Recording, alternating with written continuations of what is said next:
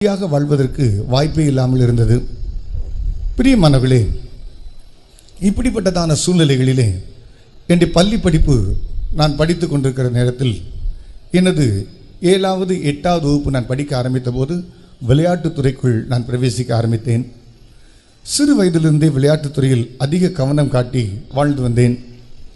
அந்த 8வது 9வது வகுப்பு வருகிற நேரத்திலே முழு பள்ளிக்கூடத்தினுடைய அணித்தலைவனாக மாறினேன். அதிகமாக விளையாட்டுத்துறையில் நான் ஆர்வம் காட்டி என் இள வயதிலே மாவட்ட ரீதியாக மாநில ரீதியாக நான் விளையாட ஆரம்பித்து டோர்னமெண்ட் ஆடி யுத்தமாக ஒரு விளையாட்டுத்துறையில் அதிகமாக நான் கவனம் செலுத்திவிட்டேன். டோர்னமெண்ட் சீசன் என்று சொல்வார்கள். 1 மாதம் 2 மாதம் என்று பல ஊர்களுக்கு சென்று விளையாடிவிட்டு தான் வீடுகளுக்கு திரும்பி வருவோம். இதனால் என் வாழ்வில் நடந்த காரியம் என்னவென்றால், பெற்றோருடைய அரவணைப்பில் பாவத்தை குறித்து அறியாது வாழ்ந்த எனக்கு விளையாட்டுத்துறை நிமித்தம் பல ஊர்களுக்கு நான் சென்று விளையாடி